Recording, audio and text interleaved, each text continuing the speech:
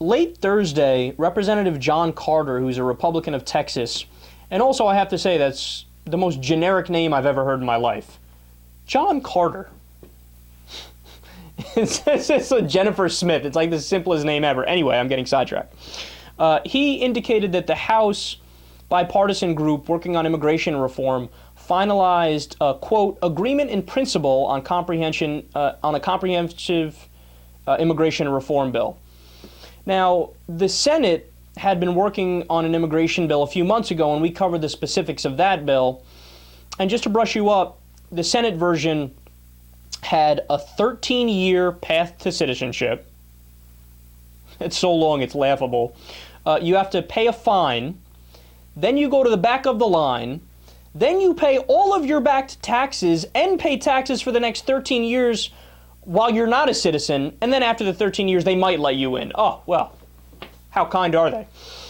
So it's comical. So naturally, the House of Representatives stepped in, and in a good faith effort, they made the bill more reasonable and tried to get that through, right? Right? No, of course not. Now, we don't have all the specifics of the House bill because it hasn't been released yet.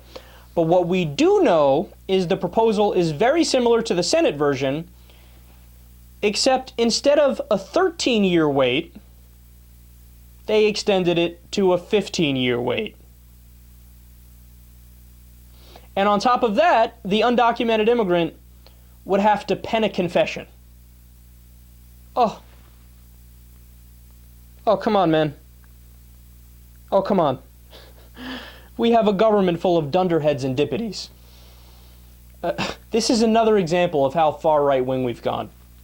You start with a good idea, right? So you start, let's do immigration reform and make sure we tackle this problem. And then you water it down so much and you add ridiculous provisions to the point where it's not even immigration reform anymore. I mean, how could you vote for that bill? How could you vote for that bill? And one fact demonstrates just how absurd this is. Now, you remember indentured servitude from back in the day?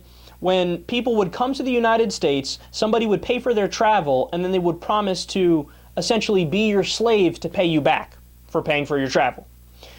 Well, indentured servitude, quote, ranged from 1 to 7 years with typical terms of 4 or 5 years. All right, indentured servitude was less than half how long they want the immigration bill to be in 2013.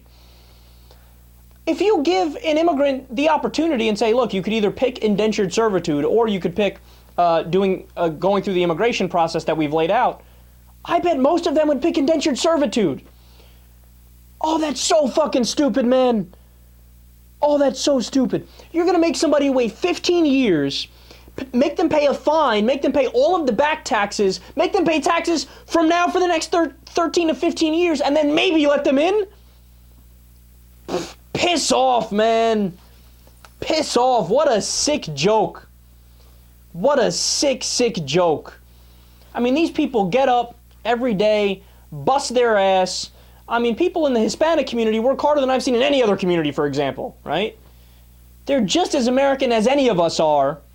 By the way, you know whose book you should steal from and how you should do immigration reform? I agree with Ronald Reagan. Let's wake up tomorrow, give them all amnesty. Now, I'm not in favor of open border anarchy, right? I'm in favor of protecting the border, and we are protecting the border. Immigration's net zero today, and under the Obama administration, we've been increasing border security since 2008, right?